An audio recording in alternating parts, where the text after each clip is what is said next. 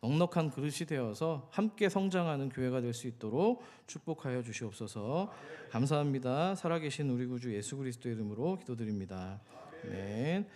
광고 말씀은 여기까지입니다. 이 시간은 함께 하나님 말씀을 나누는 시간입니다.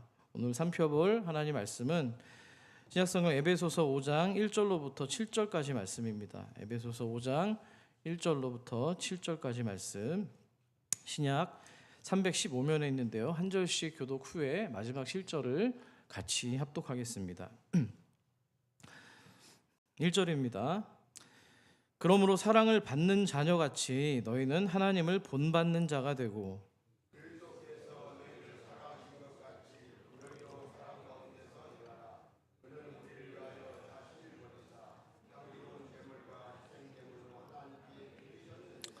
음행과 온갖 더러운 것과 탐욕은 너희 중에서 그 이름조차도 부르지 말라. 이는 성도에게 마땅한 바니라.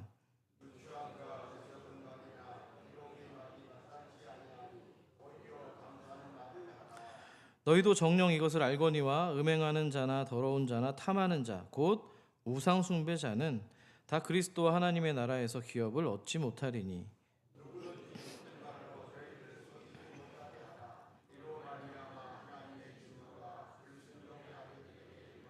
함께 읽습니다. 그러므로 그들과 함께하는 자가 되지 말라. 아멘. 우리가 어릴 때 그림을 좀 많이 그렸을 텐데요. 우리가 사람을 그리라고 하면 우리 여기 계신 우리 성인 어른분들께서는 그래도 얼굴과 몸과 팔, 다리에 좀 비율을 좀 고려를 하여서 실제 상황을 고려해서 그림을 그립니다. 그런데 아이들의 그림을 보면 어떻게 될까요? 화면을 좀 보여주시면 좋겠는데요.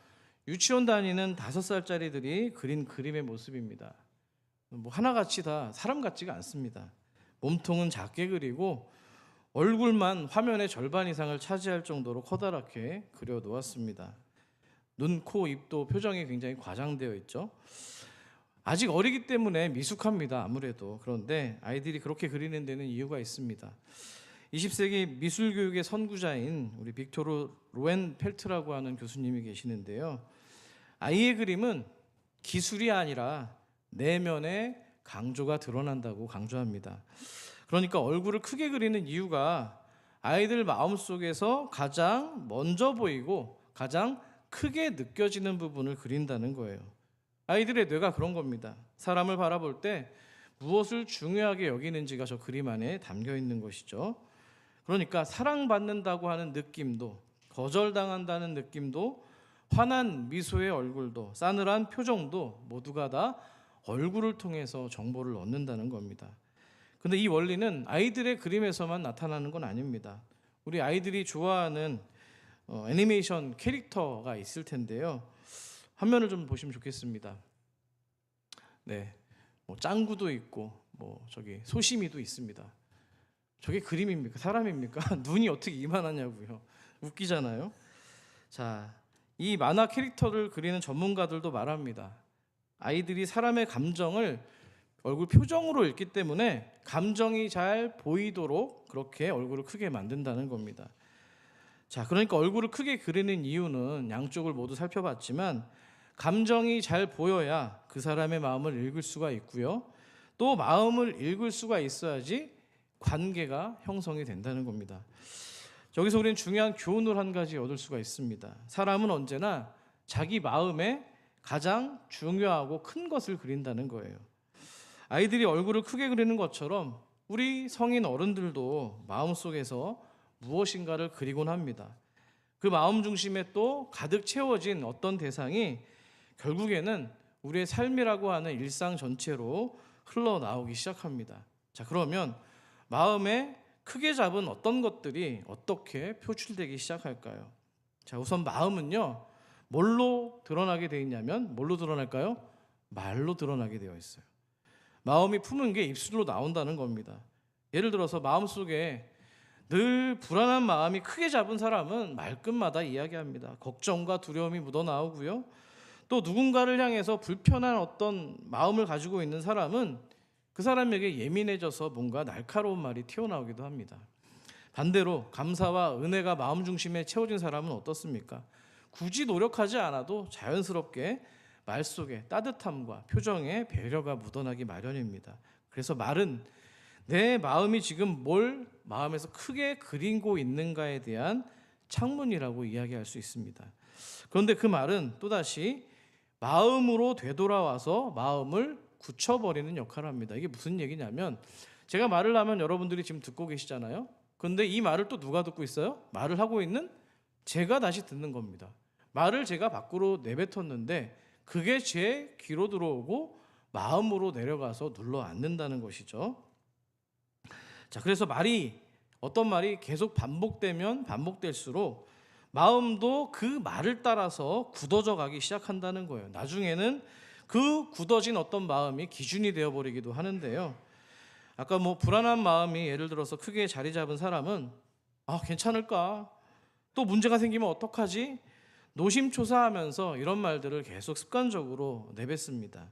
그 말이 한번 입술을 지나서 또다시 내 귀로 내 마음에 돌아오면 불안이 이전보다 더 커지기 시작하는 거예요. 마치 그림을 그릴 때 처음에는 그 불안한 말들로 밑그림을 그렸는데 나중에 또 들려오면은 거기다가 또 채색을 하는 겁니다. 덧입히기 시작한다는 거예요.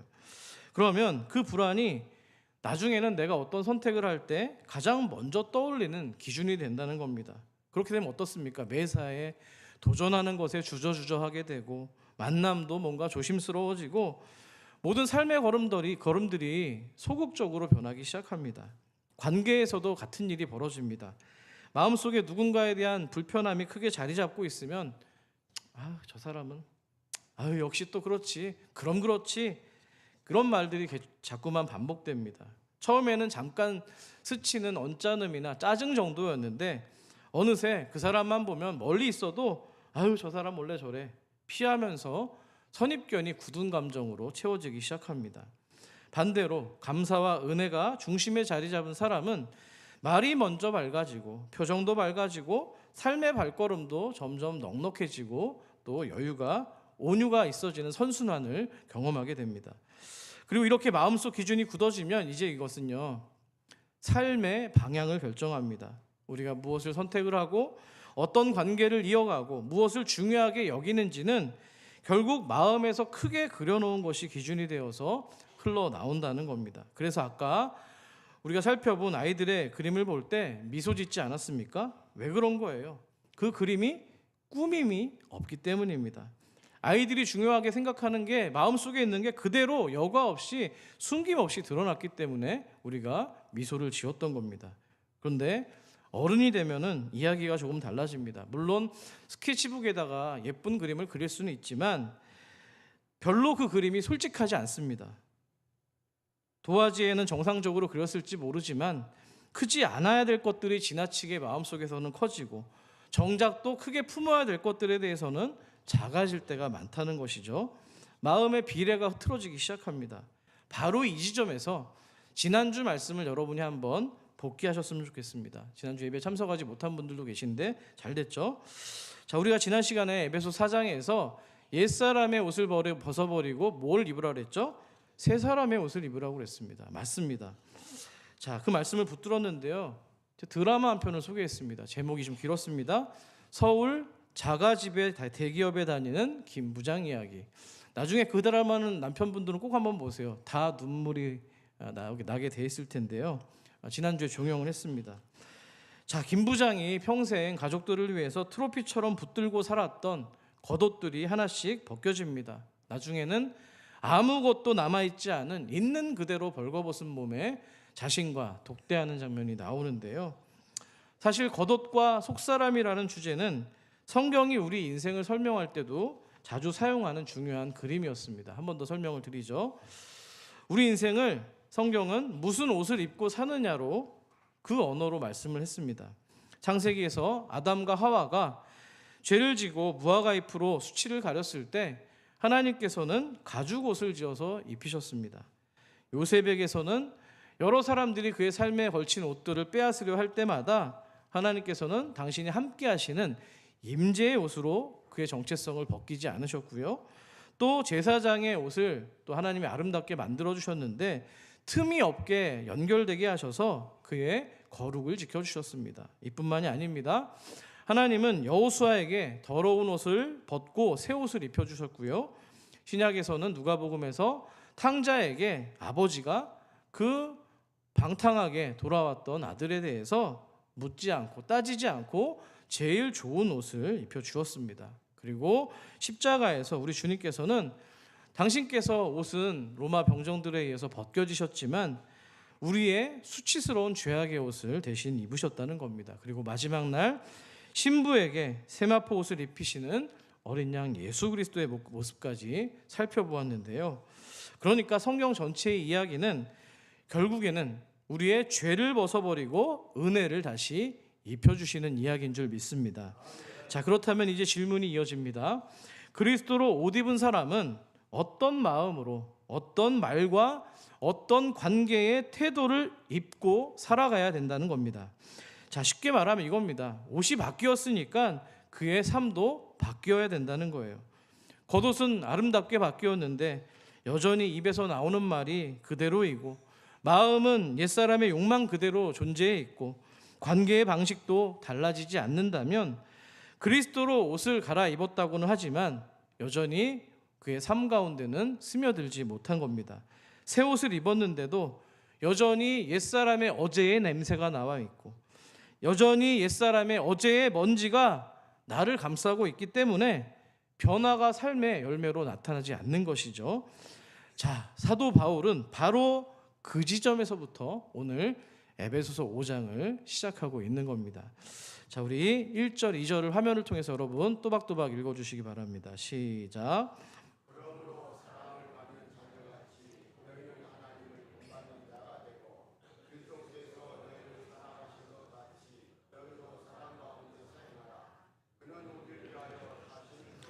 향기로운 제물과 희생 제물로 하나님께 드리셨느니라. 아멘. 여기 맨 앞에 그러므로라고 하는 접속사가 붙어 있어요. 근데 단순한 접속사가 아닙니다. 앞서도 말씀드렸습니다만 앞전에 새 사람의 옷을 입었으니까 그러므로 이제 그 옷과 어울리는 삶을 살아라 명령하는 선언입니다. 그러니까 하나님을 본받는 자의 삶을 강조하고 있는데 앞에 있는 4장의 얘기와 인과관계가 있는 것이죠. 여기서 본받는다는 말이 단순히 겉모습만 흉내내는 어떤 그런 얕은 수준의 따라하기를 의미하는 게 아니고요. 예수님의 마음을 내 마음에 그대로 옮겨 적고 그분이 바라보신 방향을 여러분의 삶 가운데 새겨 넣는 것을 의미합니다. 아멘이십니까? 이런 겁니다. 예수님이 우리를 위해서 본문에도 나와 있지만 향기로운 제물이 되어 드려지셨다면 그 사랑의 옷을 입은 우리가 어떤 말을 하고 어떤 생각을 품고 어떤 관계의 태도로 살아가야 될지를 반드시 돌아보아야 된다는 그런 명령입니다.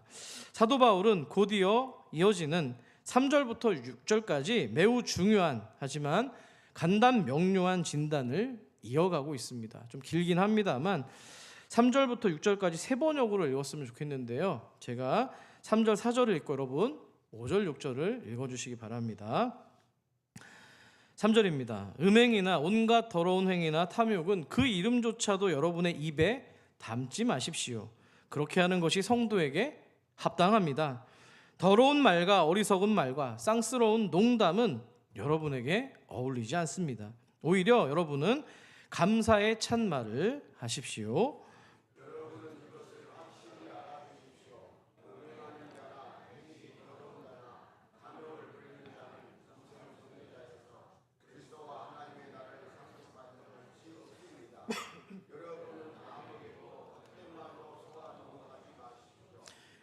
때문에 하나님의 진노가 순종하지 않는 사람들에게 내리는 것입니다. 아멘. 요약하자면 사도 바울은 지금 사랑받는 자녀답게 살아가라라고 권면한 다음에 곧바로 무슨 얘기를 하는 거냐면 그렇다면 그 사랑을 너희들의 삶 가운데 가장 빠르게 훼손시키고 망가뜨리는 것들이 무엇인지 바라보라고 진단하는 겁니다. 그 네 가지 진단의 내용이 뭡니까? 음행, 더러움, 탐심, 어리석은 말과 희롱하는 말을 가리키고 있습니다. 자, 얼핏 보면은 저마다 다른 문제처럼 보입니다. 그런데 바울은 단 한 줄로서 이 모든 것을 묻고 있습니다. 5절을 다시 한번 화면을 통해 읽어보겠습니다. 시작. 너희도 정녕 이것을 알거니와 음행하는 자나 더러운 자나 탐하는 자 곧 우상 숭배자는. 아멘. 뭐예요? 음행하는 자, 더러운 자, 탐하는 자. 말이 좀 잘못된 사람들, 이 사람들이 뭐라고요? 우상 숭배자라고 꼬집어서 이야기합니다. 이 네 가지 모습은 모두가 다 마음의 중심 그림에서 하나님이 벗어나 있거나 어긋났을 때 나오는 죄악의 열매들입니다. 그러니까 바울이 지금 단순히 이건 하지 마라, 저건 하지 마라, 윤리 수업을 말하는 게 아니고요. 그리스도의 옷을 입은 사람들이라면 의당 이제 마음의 중심에 있는 그림조차도 다시 예수로, 하나님으로 채워져야 된다고 말하고 있는 겁니다. 자, 그러면 이제 우리는 이 네 가지 성경의 진단이 일상에서 어떻게 드러나는지 상황 속으로 좀 가져와 보도록 하겠습니다. 그런데 아마 이전까지 들었던 말씀들의 어떤 여러분들이 생각하는 것과는 조금 결이 다를 것 같습니다. 자, 먼저 음행입니다. 한 문장으로 풀면 이 음행은 한번 따라해 보시겠습니까? 관계를 소비하는 자기 중심성입니다. 네, 음행은요, 관계를 소비하는 자기 중심성이라는 거예요. 받아 적으셔도 좋습니다. 자, 우리가 음행이라는 말을 들을 때 여러분들은 곧바로 뭐가 연상이 되십니까? 사전에 설교를 준비하면서 몇몇 성도님들한테 물어봤습니다. 음행하면 뭐가 떠오르세요? 근데 하나같이 답을 똑같이 얘기하시더라고요. 불륜이 떠오른대요. 왜 그런지는 모르겠습니다. 음행하면 불륜이 떠오르나 봐요. 어떤 문란한 성적인 관계나 타락, 어떤 그런 관계들을 떠올리는 거죠. 그런데 그 말을 들을 때 여러분들은 이렇게 생각할 수도 있습니다. 그래도 나는 거기까지는 아니야. 그러면서 나랑 상관없는 얘기네 귀를 닫아버릴 수도 있습니다. 그런데 바울이 말하는 이 음행, 헬라어로는 포르네이아라고 하는데요. 포르노라는 단어가 여기서 나온 거죠. 단지 몇 가지 우리가 알고 있는 성적인 죄의 목록을 나열한 것이 아닙니다. 사람을 대하는 전체 방식에 대한 이야기가 음행이라는 거예요. 그러니까 기존에 여러분들이 알고 계시는 음행은요, 그냥 어떤 죄악의 열매 정도로만 보시면 되고 훨씬 더 상위 개념입니다. 그러니까 이런 거예요. 제가 풀어드릴 텐데요. 나의 만족을 위해서 상대방을 소비하듯이 대하는 태도, 또는 내 평안함을 위해서 상대의 수고를 당연하게 여기는 반응을 보이거나, 또는 상대의 마음보다는 언제든지 내 욕구가 먼저인 모습들이 다 음행에 해당된다는 거예요. 아마 처음 들어보는 말씀이죠. 자, 예를 들어볼까요? 여러분들이 가정에서 밥상이 차려져 있는 것을 보고 고맙다, 아유 고마워, 맛있네 라는 한마디 없이 당연한 것으로 여길 때, 또 아이들을 돌보고 집안일을 할 때 일방적으로 어느 한 사람이 해야 되는 것으로 취급할 때, 우리는 배우자를 한 인격으로 존중하기보다는 그저 내 일상을 편하게 만들어주는 사람 정도로 소비하고 있을지 모르겠습니다. 우리 최명수 장로님은 절대 그러지 않으시죠? 알고 있습니다. 한영희 목사님 좋으시겠어요. 직장에서 동료들을 대하는 태도는 또 어떻습니까? 업무가 바쁘다 보면은 사람을 먼저 보기보다 역할이나 직함으로 대할 때가 있습니다. 한 사람의 인격보다 그저 업무를 해결해 주는 역할 정도로만 바라보는 거죠. 물론 직장이라는 공간은 그렇습니다. 분명 역할이 분명해야 돼요. 그렇지만 그 과정에서 자칫 한 사람의 동료의 마음과 입장을 고려하지 못한 채 그저 일을 위한 관계로만 남게 될 때 어쩌면 우리는 조금씩 관계를 소모적으로 대하는 태도로 기울어질 수 있다는 겁니다. 바울이 말하고 있는 이 음행, 포르네이아의 뿌리는 단순한 우리가 알고 있는 성적 타락뿐만 아니라 상대방을 하나님이 사랑하는 존재로 바라보지 못하고 그저 내 필요를 채우는 대상으로 바라보는 태도 전체에 대한 이야기입니다. 그러니까 이 말씀은 내 곁에 있는 사람을 일 때문에 필요한 존재로만 보고 있는가, 또 아니면 하나님 앞에서 귀한 지체요 이웃으로 가족으로 대하고 있는가, 우리의 마음을 비춰주고 있는 단어라는 겁니다. 자, 이 음행에 이어서 이어지는 두 번째 어긋난 태도는 더러운 행위입니다. 우리는 더럽다라는 이 단어를 들으면 눈에 띄는 어떤 윤리적이나 도덕적인 큰 죄를 떠올립니다. 하지만 정작 우리를 지치게 만드는 건 그렇게 눈에 띄는 어떤 큰 죄가 아니라 우리의 마음속에서, 마음 한켠에서 조금씩 자라난 작은 더러움일 때가 많다는 겁니다. 이런 거죠. 그냥 지나칠 줄 알았던 다양한 여러분들의 자기도 모르는 채 좀 삶에 좀 이렇게 기울어진 중독의 습관들이 있습니다. 우리 청소년들 같은 경우 영상 때문에, 또 약물 때문에. 에너지 드링크가 굉장히 위험합니다. 우리 청소년들 각성 효과가 있어서 많이 그걸 먹는데 그것도 중독의 하나입니다. 또 금방 잊힐 줄 알았는데 여전히 누군가에게 남아있는 나쁜 감정들, 또 겉으로는 내가 웃고 있는데 말은 하는데 말하기도 참 부끄러운 상대방에 대한 열등감과 질투와 시샘의 감정들도 작은 더러움들에 해당하는 이야기입니다. 자, 이런 것들은 소리 없이 하지만 꾸준히 마음 깊은 곳을 잠식하기 시작합니다. 그러다가 어느 순간에는 그 틈을 노리고 지난주 마찬가지로 분노가 스며들기도 하고 나의 수치가 고개를 들기도 하고 더 큰 더러움으로 확대되기까지 합니다. 자, 바울이 말하는 이런 온갖 더러움은 누구에게나 찾아옵니다.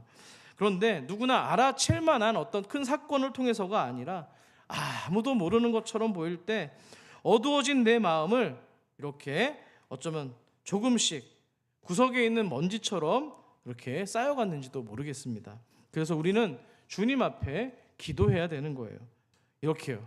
주님, 사람들이 보는 내 모습 말고요. 주님 아시잖아요. 아무도 모를 때 어두워진 내 마음의 깊은 곳을 주님, 당신의 빛을 비춰주셔서 그 작은 틈부터 제가 주님의 은혜로 덮어지는 그 경험을 하기를 원합니다. 엎드려야 될 줄 믿습니다. 그러니까 바울은 지금 큰 죄를 찾기 전에 너의 마음이 언제부터 그렇게 조금씩 어두워지기 시작했는지를, 마음에 처음 생겼던 그 작은 균열을 들여다보라고 이야기를 하는 겁니다. 그 작은 틈이 오래되면 결국에는 우리의 중심을 흔들어 놓기 때문입니다. 바울은 그 지점에서 이제 세 번째 문제, 탐심을 이야기합니다. 탐심을 아까 뭐라고 그랬어요? 우상 숭배라고 했습니다. 단호히 말했습니다. 우리가 흔히 탐심을 말할 때 욕심, 돈에 대한 욕심을 많이 얘기를 하죠. 돈을 더 벌고 싶고 집을 한 채 더 가지고 싶은 마음, 충분히 그럴 수 있습니다. 그게 또 탐심이 될 수도 있어요. 하지만 바울이 말하는 탐심의 뿌리는 조금 더 깊습니다. 탐심은 내 안에 뭔가 결핍된 것을 하나님이 아닌 다른 것으로 채우려는 모든 시도와 움직임을 의미합니다. 우리가 일상에서 겪는 모습으로 환원하면 이런 거죠. 사람에게 인정받지 못했다는 허전함 때문에 괜히 말이 많아지고 잘한 일을 과정에서 포장하고 내 존재를 스스로 증명하려고 애쓰는 마음들, 또 앞일이 불안하다 보니까 오늘 내 옆에 있는 소중한 사람들의 어떤 표정과 마음과 상황을 살피기보다는 그저 일어나자마자 핸드폰 속 뉴스와 주식과 통장 잔고에만 관심이 있는 겁니다. 또 나이가 들고 몸이 예전과 같지 않다 보니까 불안해서 자꾸만 지금 뭔가 내가 쌓아둘 수 있을 때 더 붙잡고 뭔가 더 내가 쟁취해야만, 가져야만 마음이 놓입니다. 이 모든 것들이 탐심의 또 다른 얼굴이라는 거예요. 자, 누구나 경험할 수 있는 감정이고 상황들인데 문제는 그 마음의 중심에 하나님이 없이도라는 생각이 스며들 때라는 거예요. 그러니까 하나님이 계시더라도, 하나님 나는 이게 없으면 불안해요. 하나님이 계시더라도 나는 이게 있어야지만 마음의 평안이 옵니다. 이스라엘 백성들이 우상 숭배했던 가장 큰 문제가 뭔지 아세요? 하나님을 섬겼어요. 근데 뭐예요? 우상도 섬겼죠. 겸하여 섬기는 게 문제라는 거예요. 탐심은 우리가 이렇게 겸하여 섬기도록 부추긴다는 겁니다. 자, 이런 고백들이 내 마음속에서 은근히 자리 잡게 되면은 이제 그 대상이 무엇이 되었든지 간에 우상 숭배가 되는 겁니다. 하나님보다 먼저 떠오르고 하나님보다 더 크게 느껴지고 하나님보다 더 붙드는 그 무엇이 우상 숭배가 된다는 거예요. 자, 이제 바울은 네 번째 문제, 우리 입술에서 흘러나오는 말을 다루기 시작합니다. 더러운 말, 어리석은 말, 쌍스러운 농담, 헛된 말. 바울에게 이 말은 결코 가벼운 것이 아닙니다. 왜냐하면 말은 마음에서 흘러나오기 때문이죠. 중심이 뭔지를 드러내기 때문입니다. 가정을 한번 생각해 보시기 바랍니다. 하루 일을 마치고 돌아온 배우자에게 여보 수고 많았어. 콧소리가 이렇게 있는 것 대신에 또 늦었어. 뭐 하다 온 거야?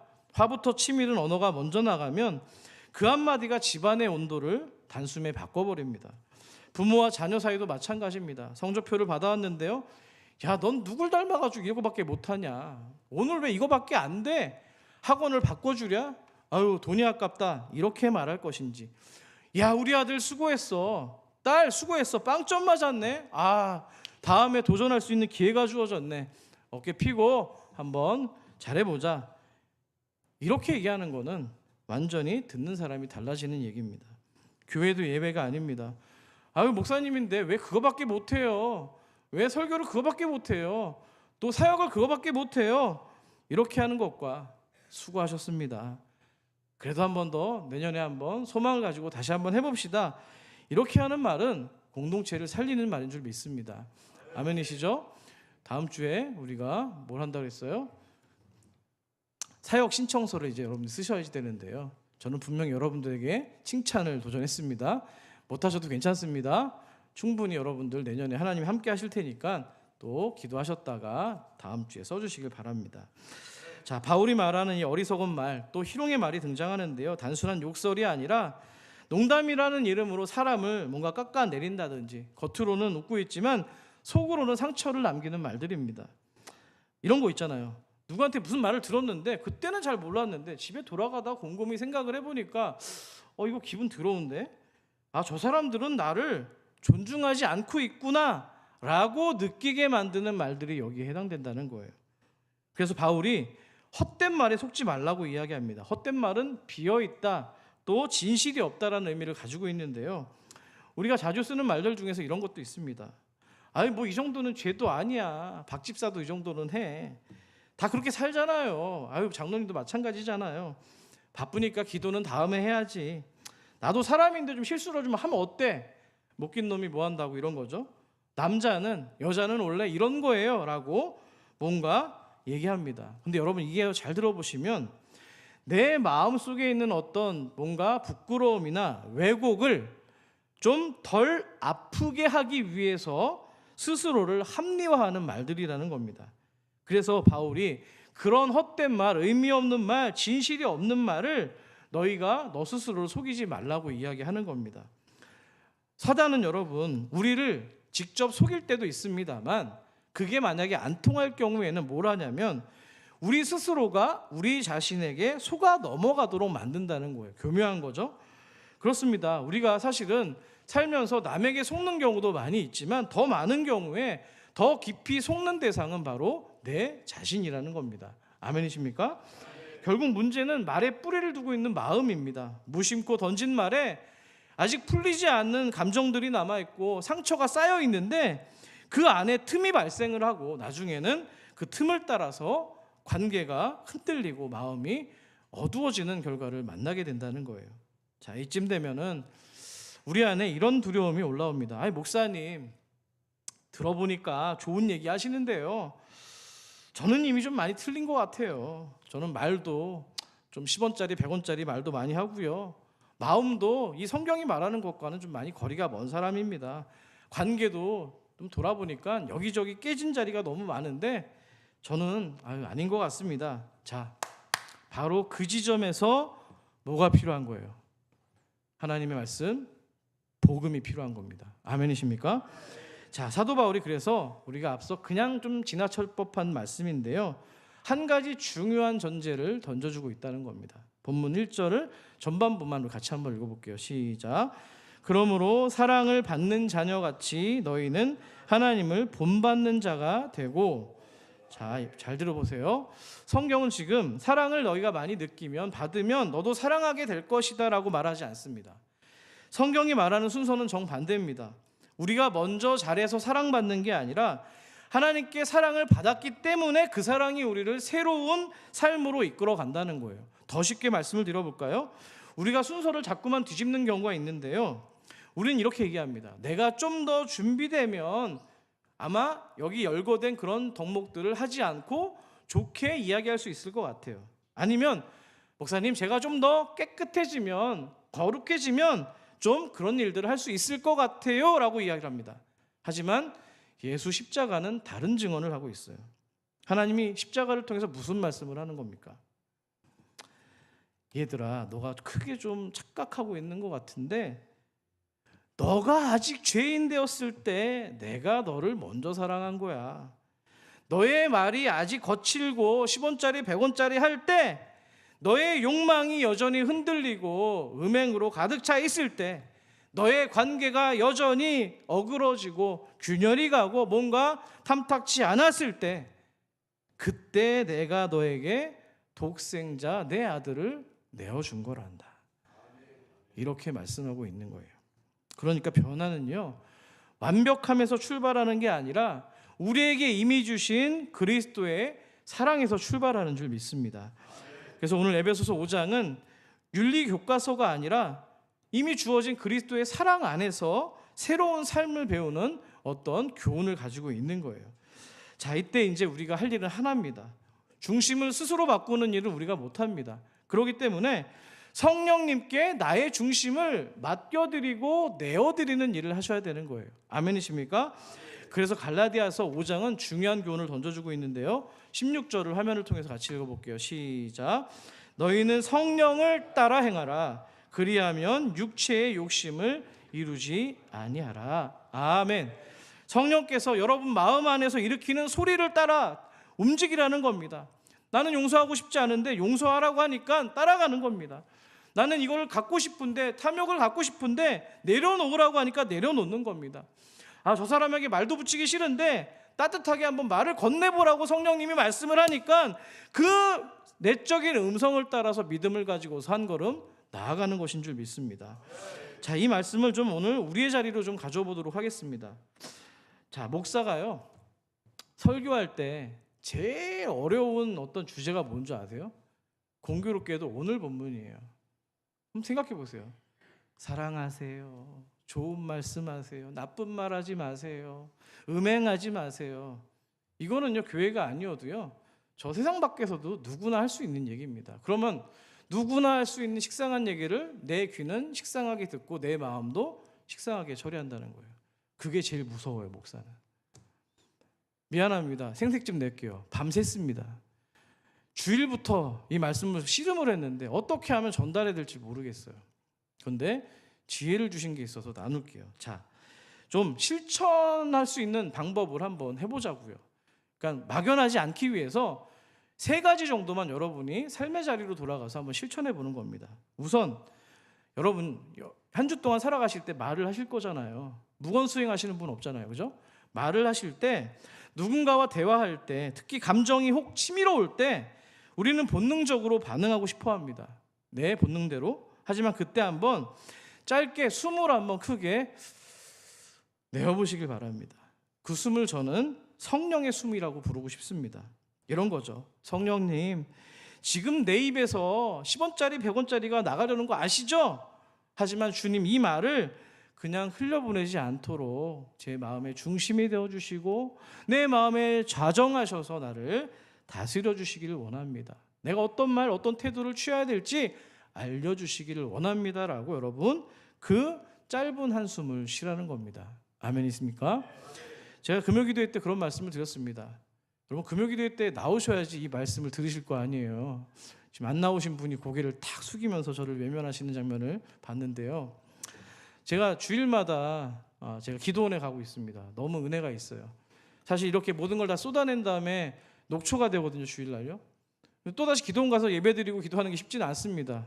생색내는 건 아니고요, 은혜가 있어요. 그게 진짜 회복이더라고요. 주님 안에 있는 게 회복이에요. 아멘이십니까? 그런데 어떤 일이 있었냐면 저녁 예배도 드리고 새벽도 드리고 아침 예배도 드렸습니다. 이제 퇴실을 해야 될 시간이 왔어요. 왔는데 1시간이나 남았어요. 그래서 저는 아침에 받은 묵상들을 메모를 하고 PC로 작업을 하면서 기분 좋게 막 정리를 하고 있는데, 노래를 부르면서 갑자기 그 마스터 키를 가지고 띠릭띠릭 하면서 방문을 열고 제 투숙한 그 실을 들어오시는 분이 있는 거예요. 깜짝 놀랐죠. 사람이 있어요, 사람이 있어요. 제가 그때 런닝하고 팬츠만 입고 있었거든요.